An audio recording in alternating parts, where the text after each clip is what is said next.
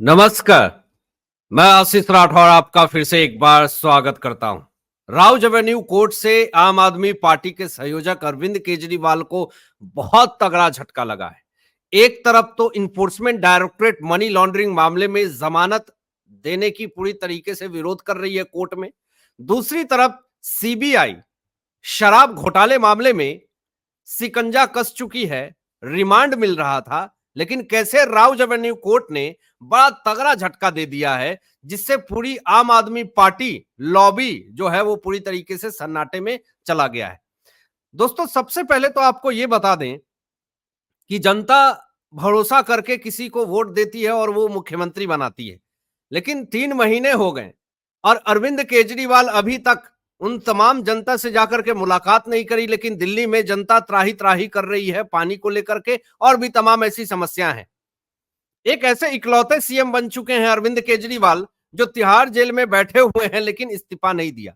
लेकिन एक ऐसी खबर आई है, इस्तीफे को लेकर के भी एक बड़ी अपडेट आई है, जो मैं आपको इस वीडियो में बताने वाला हूं। लेकिन अब तो अरविंद केजरीवाल को भी शर्म आ रही है कि हेमंत सोरेन भी मेरे से पहले गिरफ्तार हुआ था और देखिए वो भी जेल से चला गया, लेकिन मेरी ऐसी अभी हालात हो गई है कि अगर इन्फोर्समेंट डायरेक्टरेट के द्वारा मनी लॉन्ड्रिंग मामले में मुझे गिरफ्तार किया गया और अगर कोर्ट से मुझे मनी लॉन्ड्रिंग मामले में अगर जमानत दी भी जाती है, तो सीबीआई शराब घोटाले मामले में जो सबूत इकट्ठा करी है उस मामले में ये फंस जाएंगे।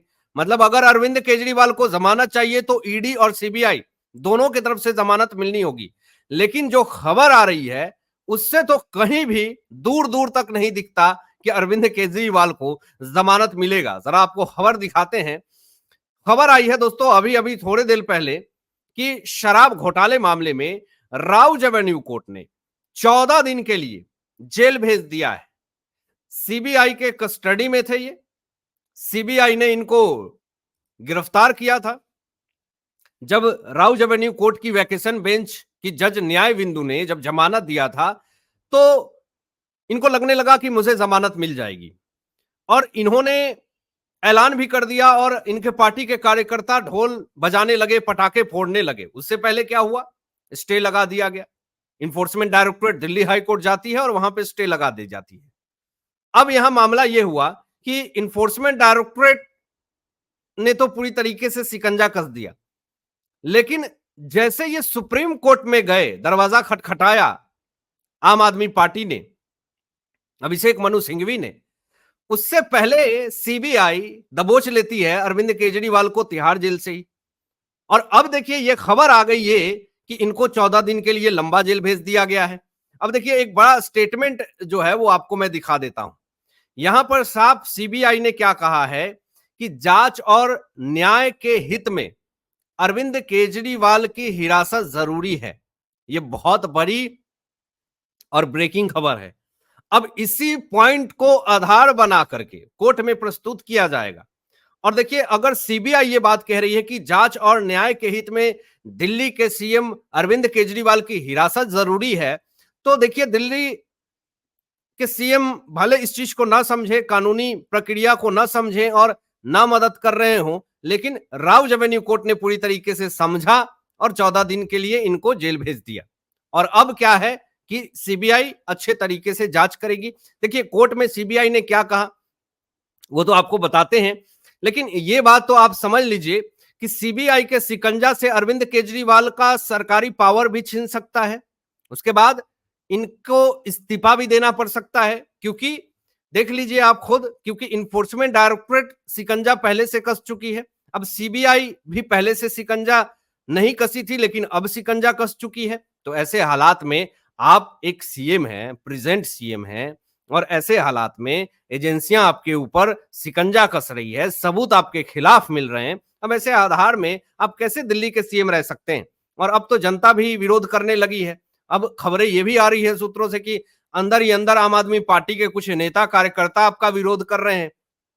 तो ऐसे हालात में देखिए आने वाली समस्या बहुत ज्यादा क्रिटिकल होने वाली है। अब देखिए सीबीआई के आवेदन में कहा गया है कि एक प्रमुख राजनेता और दिल्ली के मुख्यमंत्री होने के नाते वह बहुत प्रभावशाली व्यक्ति हैं। ऐसे में यह मानने के जो विश्वसनीय कारण है कि वह हिरासत में पूछताछ के दौरान अपने सामने पेश किए गए गवाहों और सबूतों को प्रभावित कर सकते हैं। संभावित गवाहों और जिनकी अभी जांच होनी है वो भी प्रभावित कर सकते हैं। आगे एकत्र किए जाने वाले सबूतों के साथ छेड़छाड़ कर सकते हैं और चल रही जांच को बाधित कर सकते हैं। अब देखिए, इतना बड़ा पॉइंट देने के बाद आपको क्या लगता है कि कोई भी कोर्ट अरविंद केजरीवाल को जमानत देगी? यहां पे साफ तौर पे सीबीआई कह रही है अपने आवेदन में कि वो अभी प्रेजेंट सीएम हैं और प्रभावशाली व्यक्ति हैं, और वो अभी हिरासत में पूछताछ के दौरान अगर उनके सामने किसी गवाह को पेश भी करते हैं तो वो गवाह को भी प्रभावित कर सकते हैं, सबूतों को भी प्रभावित कर सकते हैं। और जरा सोच लीजिए कि अगर उनको जमानत दी जाती है, हालांकि वो 21 दिन के लिए अंतरिम राहत पे थे, वो चुनाव प्रचार प्रसार के लिए थे वो, अब इस बीच में उन्होंने क्या किया, कैसे सबूतों को टेम्पर किया, इसकी भी जांच होनी चाहिए कि वो 21 दिन किए क्या आखिर, क्योंकि चुनाव तो ये जीते नहीं, कोई इनका दिल्ली में एक भी सांसद जीता नहीं। तो ऐसे मामलों में अब देखिए, आरोप जो सीबीआई लगा रही है कि वो सबूतों को छेड़छाड़ कर सकते हैं, जांच को बाधित कर सकते हैं, तो सुप्रीम कोर्ट को भी इस चीज को समझना होगा। हालांकि दिल्ली हाई कोर्ट तो इस चीज को समझ ही रहा है, उसके बाद राउज एवेन्यू कोर्ट ने तो आज तगड़ा झटका दे ही दिया। तो इन तमाम चीजों को देखते हुए यही लग रहा है कि सुप्रीम कोर्ट को ज्यादा समझने की जरूरत है।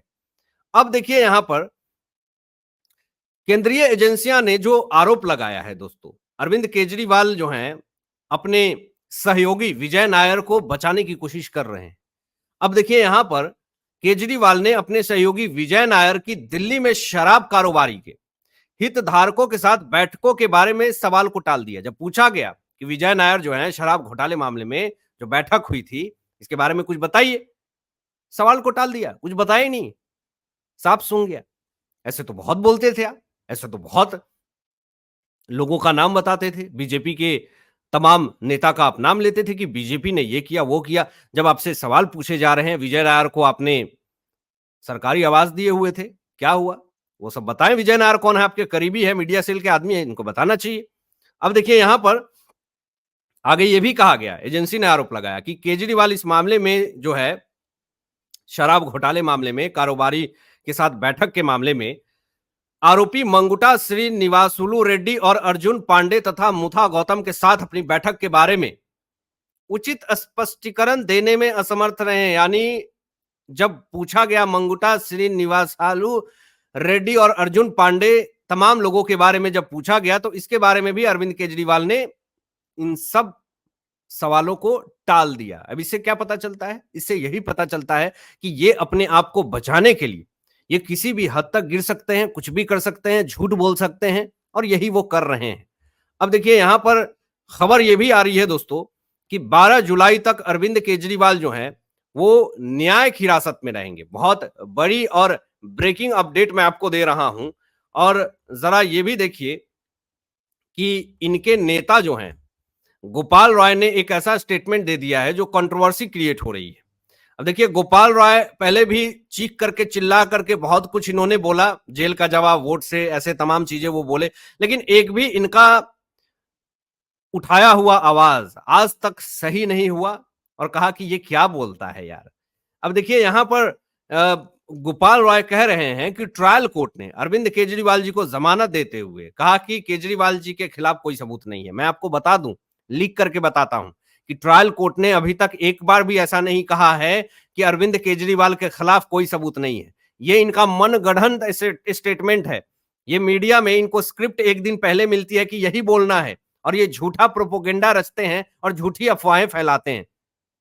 कब बोल दिया ट्रायल कोर्ट ने कि अरविंद केजरीवाल के खिलाफ एक भी सबूत नहीं मिला है? आगे कह रहे हैं कि जमानत मिलने के बाद ईडी घबरा करके हाईकोर्ट गई और बेल ऑर्डर पर स्टे लगा दिया। क्यों नहीं लगाएंगे? उनके पास, उनको बात रखने के लिए समय नहीं दिया गया, उनको अपनी विचार रखने के लिए, दलील रखने के लिए समय नहीं दिया गया। अरविंद केजरीवाल की बिना फाइल पढ़े हुए उनको जमानत दे दी गई। जब Rouse Avenue court, trial court अगर बात नहीं सुनेंगे तो क्यों नहीं दिल्ली हाईकोर्ट जाएंगे? और चलिए, दिल्ली हाईकोर्ट की बात छोड़िए, अगर दिल्ली हाईकोर्ट भी नहीं सुनेगी तो सुप्रीम कोर्ट जाएंगे। इसमें क्या गलत हो गया?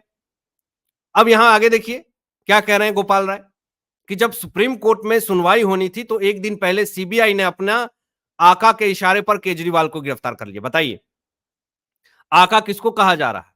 मोदी सरकार को और बीजेपी को। बताइए, सीबीआई का क्या आका है बीजेपी? अब इस पे लेकर के इनके ऊपर कार्रवाई होनी चाहिए। आप तो सीधा तौर पे कानूनी एजेंसियां के ऊपर सवाल खड़े कर रहे हैं। आपको बोलने का किसने अधिकार दे दिया? आप खुद को सही साबित कर नहीं पा रहे हैं कोर्ट में और आका कर रहे हैं। सीबीआई के आका कौन है? बताइए आप जरा, इसके बारे में भी बताइए जनता को कि सीबीआई के सच में आका कौन है? हमें जानना है। इतनी आसानी से बोल करके तो आप नहीं निकल सकते हैं कि ये आका के कहने पे सीबीआई गिरफ्तार कर लिया अरविंद केजरीवाल को। एक तो गलतियां और सबूत सारे मिल रहे हैं, तो हेकड़ी भी नहीं निकल रही और सीधा झूठ पे झूठ और झूठ पे झूठ आरोप प्रत्यारोप कर रहे हैं आप। आगे देखिए, गोपाल राय ये भी कहते हैं कि ये नहीं चाहते हैं कि केजरीवाल जेल से बाहर आए, क्योंकि इन्हें डर लगता है कि केजरीवाल बाहर आए तो जनता के सभी काम करवाएगा। देखिए, बीजेपी को कभी दोस्तों डर नहीं लगा है कि अरविंद केजरीवाल जेल से बाहर आ जाएंगे तो ये हो जाएगा, वो हो जाएगा। 21 दिन के लिए बाहर आए थे, क्या कर लिया इन्होंने? एक भी सांसद तो दिल्ली में नहीं जीत पाए आपके।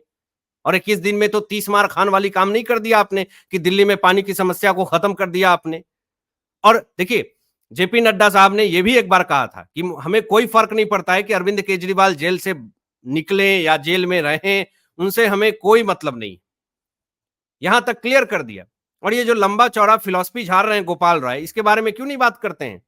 एमसीडी में केजरीवाल हैं और देखिए क्या हालत करके रख दी है दिल्ली में।